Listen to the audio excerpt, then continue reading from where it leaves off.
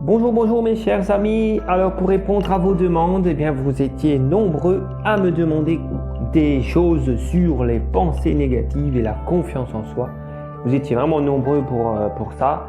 Et du coup, par rapport aux pensées négatives et la confiance en soi, je vais quand même séparer les choses.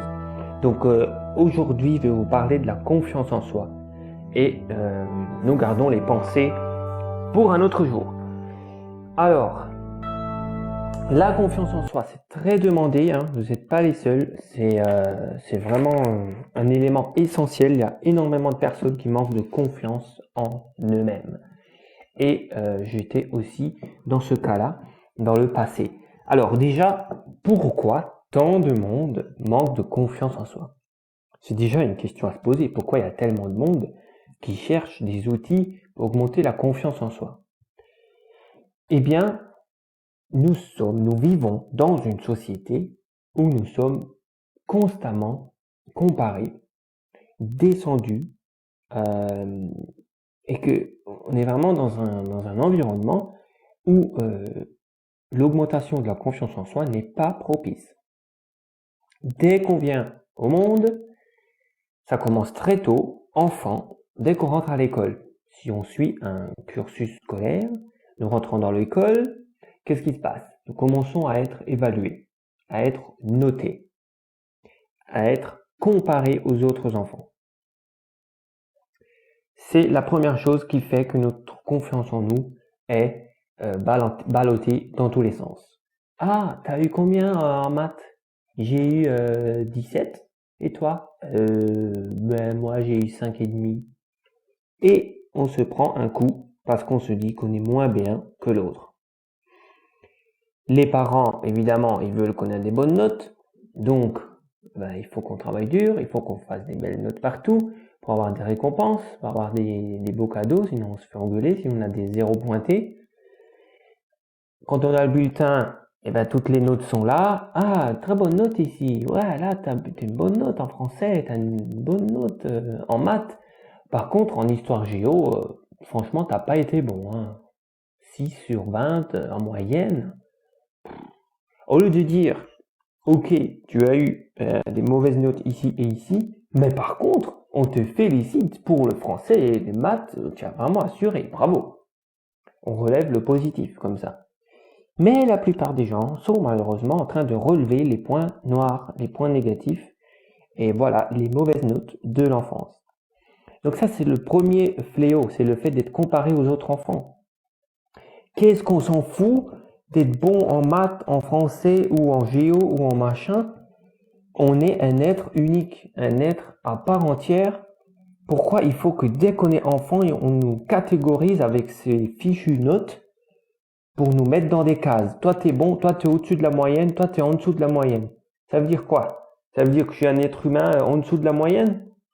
C'est direct, ça descend la confiance en soi, c'est juste horrible. Alors s'il vous plaît, si vous avez des enfants, ceux qui écoutent ceci, si vous pouvez, renseignez-vous. Si vous avez une autre façon d'éduquer votre enfant, renseignez-vous s'il vous plaît, ça existe. Regardez s'il y a une école Montessori, je dis toujours Montessori près de chez vous, ou faites l'éducation à la maison, l'éducation libre. Alors je vous conseille vivement de regarder le film documentaire Être devenir. Être devenir, c'est un film, s'il vous plaît, regardez-le. Surtout si vous avez des enfants ou si vous envisagez d'en avoir. Par rapport à l'éducation, vous allez prendre quelques claques sur des idées préconçues que vous avez, qui sont totalement fausses. Les élèves, les enfants, pas les élèves puisqu'ils vont pas à l'école, les enfants qui ne vont pas à l'école, vous allez être surpris. Ils deviennent quasiment tous des artistes, des musiciens, des peintres, des auteurs, des dessinateurs. La créativité marche à fond la caisse quand on n'est pas dans un cursus scolaire normal. Donc s'il vous plaît, regardez ce film, vous pouvez le trouver facilement, Être devenir. Ensuite, lorsqu'on devient ado, ça continue. en essayant de se faire intégrer parmi les autres adolescents. Chaque adolescent a son monde à lui. Voilà, il y a les skateurs, il y a les rappeurs, il y a les gens qui écoutent du rock, il y a les jeunes chaque jeune essaye de s'identifier à un style de quelque chose, une mode ou un style musical. Et à ce moment-là, en tant qu'ado, il faut qu'on se fasse accepter, il faut que, voilà, on se compare encore aux autres et on va s'intégrer dans une case ou une autre. Encore une fois, tout simplement parce qu'on se compare à l'autre, parce qu'on veut être aussi bien que l'autre, voire mieux. Meilleurs habits, meilleurs, etc., etc. Ensuite, quand on est adulte, on nous montre des modèles, entre guillemets, des modèles de réussite. Alors ça, les médias, ils sont champions pour nous montrer les stars, les grandes stars qui ont réussi. Oh, ils sont beaux, ils ont des habits de marque, ils ont des bijoux, ils ont des maisons luxueuses. Oh, c'est le modèle de réussite. Et du coup, tout le monde s'accapare cette définition du succès, cette définition du bonheur. Oh, j'aimerais être comme lui. Oh, je voudrais aussi sa villa. Oh, je voudrais ce succès. J'aimerais être aussi beau que lui. Regarde cette actrice. Elle a 50 ans, mais elle en fait 35.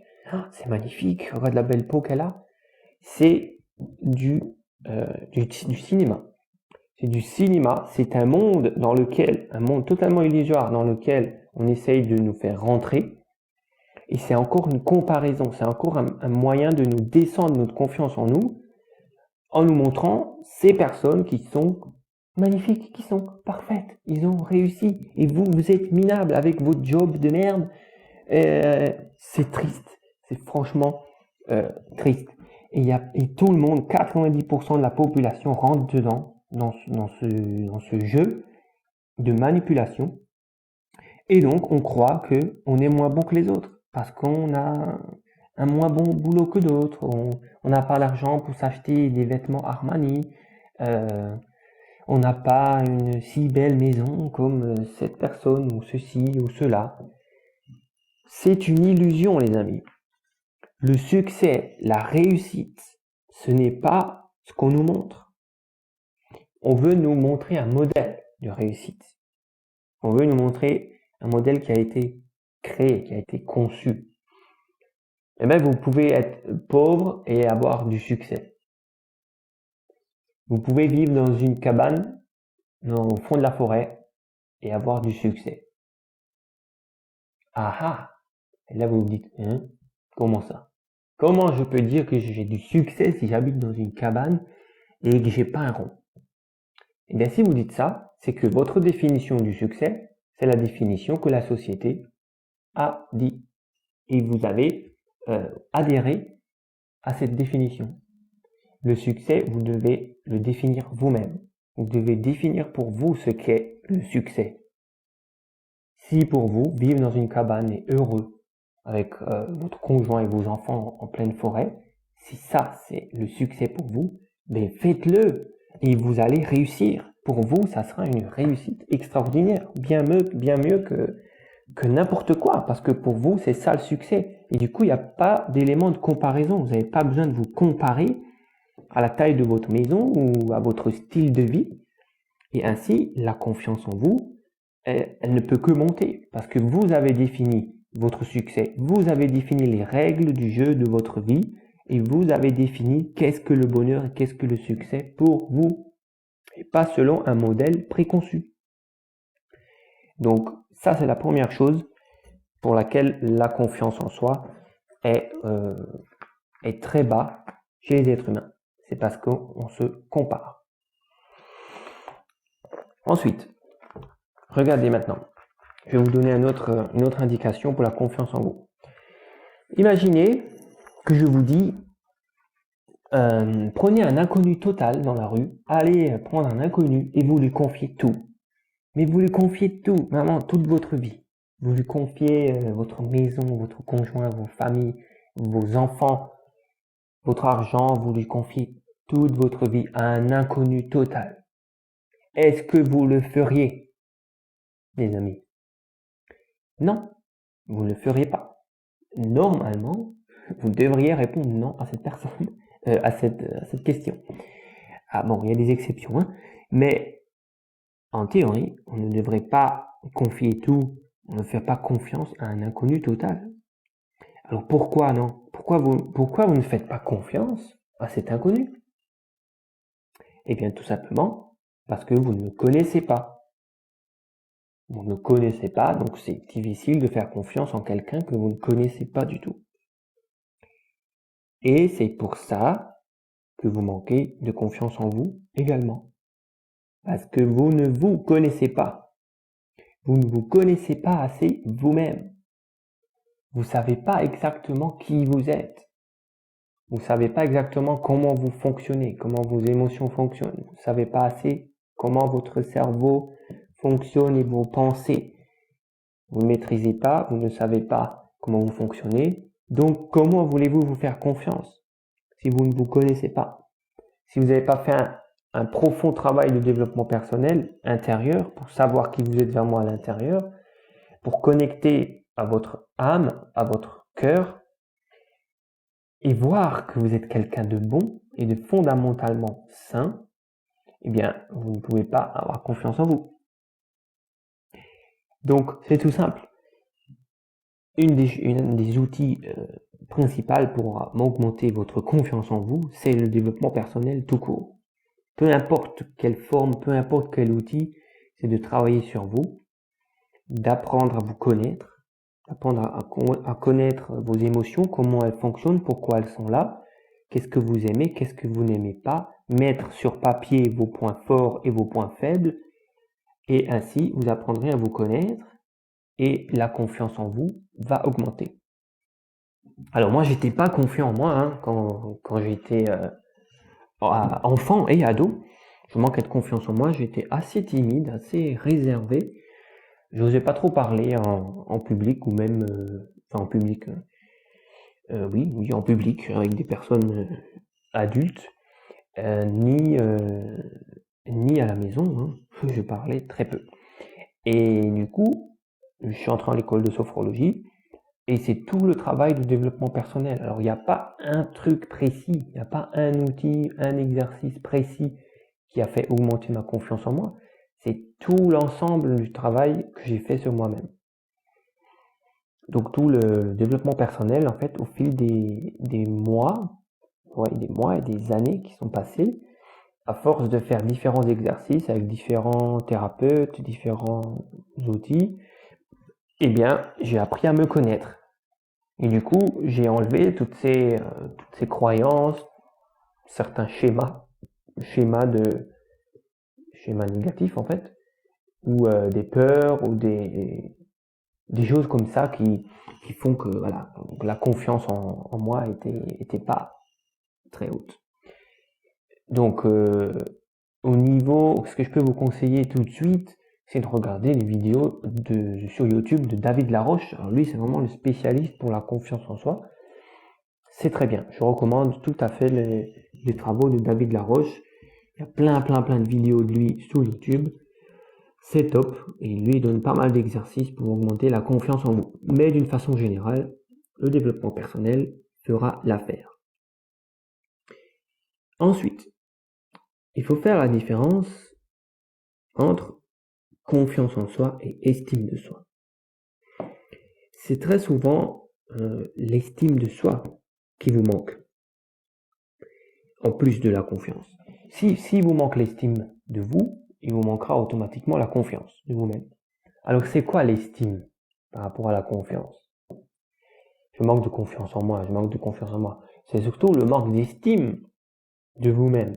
Si vous manquez de confiance, vous manquez automatiquement d'estime de vous. Parce que l'estime de vous, c'est voir à quel point vous êtes quelqu'un de bien, voir au fond de vous que vous êtes une bonne personne. Et ça, c'est aussi par le travail d'introspection, la relaxation, la méditation, du travail à l'écrit, des exercices écrits, voilà, il y a plein de choses pour vraiment vous apprendre à vous connaître et ainsi augmenter l'estime de vous. Parce que justement, pendant toute notre vie, on nous a montré les points négatifs, les points noirs de notre vie, les mauvaises notes, les fautes. quand on fait des belles choses, ben, ça passe un peu inaperçu. Par contre, quand on fait des mauvaises choses, quand on fait des erreurs, et tout le monde fait des erreurs, hein, et moi le premier, ben là, tout le monde nous montre du doigt. Hein. Là, tout le monde est là pour nous remonter la faute. Par contre, quand on fait des choses bien, ben, il faut en faire 10 000 pour que ce soit remarqué et pour qu'on dise enfin que vous êtes quelqu'un de bien. Par contre, vous faites une seule erreur, et toute la société, et toute la famille, et toutes les personnes autour de vous qui vous disent « Ah, regarde comme t'es nul, t'as fait ça, t'as pas honte !» Voilà. Donc, c'est aussi une des raisons. Nous sommes vraiment dans un environnement négatif où tout le négatif est remonté. Mais vous devez vraiment sortir du lot, sortir de cette façon de penser et regarder le positif en vous et remonter le positif en vous. Voir vos réussites, les accepter, vous applaudir vous-même s'il n'y a personne pour vous féliciter, félicitez-vous vous-même. Voilà. Et pour finir, notez bien cette phrase. Le succès construit la confiance en soi. Le succès construit la confiance en soi. Qu'est-ce que cela veut dire? Ça veut dire que si vous avez un petit succès, peu importe lequel, aussi petit soit-il, votre confiance en vous va monter. Alors, rappelez-vous ce que j'ai dit au début, le succès, c'est à vous de définir quel est le succès pour vous. C'est à vous de définir la règle du jeu. Donc, qu'est-ce que je peux vous donner comme exemple? Le succès construit la confiance en soi. Eh bien, il faut définir un objectif petit pour que vous soyez sûr de l'atteindre. Vous devez fixer les règles de façon à ce que ce soit facile pour vous de gagner le jeu. Donc, pour avoir de la confiance en vous, mettez-vous un objectif simple, atteignable, histoire de pouvoir célébrer ce petit succès et d'augmenter votre confiance en vous. Et ensuite, vous pourrez aller plus loin avec un objectif un petit peu plus grand. Mais commencez petit. Commencez petit. Qu'est-ce que je peux vous donner comme exemple? Je vais donner l'exemple de l'argent puisque c'est le plus mesurable. Admettons, vous êtes à votre compte et vous voulez rentrer 1000 € en un mois avec vos activités, en sachant que vous partez de zéro. Vous partez de zéro et vous voulez rentrer 1000 € à la fin du mois. Ok, ça c'est ce que pas mal de gens pourraient se mettre comme objectif. À l'arrivée à la fin du mois, vous n'avez pas atteint l'objectif. Bon, bien, vous êtes un perdant. Vous êtes nul, vous êtes un perdant, vous êtes un incapable. À ce moment-là, ce que je dis là, c'est votre cerveau, c'est vos pensées qui vont le dire. Vous-même, inconsciemment, vous allez vous dire « je suis nul, j'ai pas réussi ». Même si c'est pas conscient, même si vous le dites pas à voix haute et vous dites « ah c'est pas grave, j'ai réessayé le mois prochain ». Mentalement, inconsciemment, votre cerveau vous dit « il a encore échoué ce teubé, c'est pas possible, il a pas réussi à atteindre son objectif ». Et vous descendez en spirale descendante. C'est un mécanisme inconscient. Alors que si vous dites, je pars de zéro, je fais mon entreprise, et ce mois-ci, je veux gagner 50 €. Juste 50 € ce mois-ci avec mon activité. Si à la fin du mois, vous avez fait 50, mais c'est génial, vous pouvez fêter, vous pouvez vous féliciter. Vous avez atteint l'objectif. Il était très simple, ok, mais vous vous enlevez les peurs et les blocages émotionnels et vous pouvez célébrer votre réussite et vous augmenter la confiance en vous. Si vous faites 51 €, 55 €, mais vous êtes un gagnant. Si vous faites 100, 200 € alors que vous avez fixé 50, mais vous êtes un champion. Vous pouvez ouvrir une bouteille de champagne. Donc le succès construit la confiance en soi. Commencez par vous mettre un petit objectif pour y arriver. Vous êtes sûr que vous allez y arriver. Du coup, vous le faites, vous vous applaudissez, vous buvez un petit verre pour fêter ça, même tout seul. Et du coup, votre confiance en vous, elle monte. J'espère que c'est sensé, ce que je dis. J'espère que ça vous parle. Et j'espère que vous allez appliquer J'espère que ça vous a, que ça vous, comment dire, ça vous, vous permet de prendre conscience de la société dans laquelle on vit. Et voilà, la confiance en soi, c'est vraiment quelque chose de primordial, mais en même temps, vous mettez pas trop la pression dessus. Si vous n'osez pas parler devant 100 personnes, 200 personnes, mais c'est pas grave. C'est pas grave. Focalisez pas là-dessus, vous dites pas, oh mon Dieu, je suis timide, j'ai pas assez confiance en moi, je peux pas parler devant 100 personnes, c'est triste. Mais écoutez, personne vous a demandé de parler devant 100 personnes. Vous pouvez être heureux et vivre toute votre vie sans jamais avoir à parler devant 100 personnes. Cool, cool. Relativiser les choses. Donc voilà, pour récapituler, mettez vos enfants dans une école différente, ou ne le mettez pas à l'école, regardez le film Être Devenir. Ensuite, apprenez à vous connaître vous-même, pensez à l'inconnu dans la rue, vous ne pouvez pas tout lui confier parce que vous ne le connaissez pas.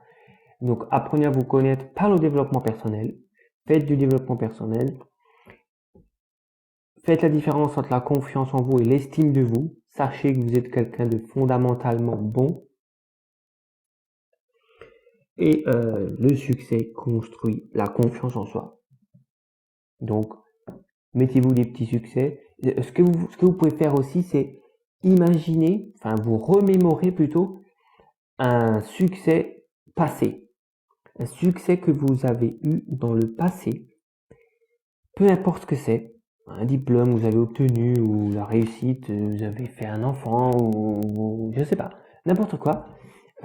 Quelque chose qui vous a rendu heureux parce que vous étiez fier de vous, un succès.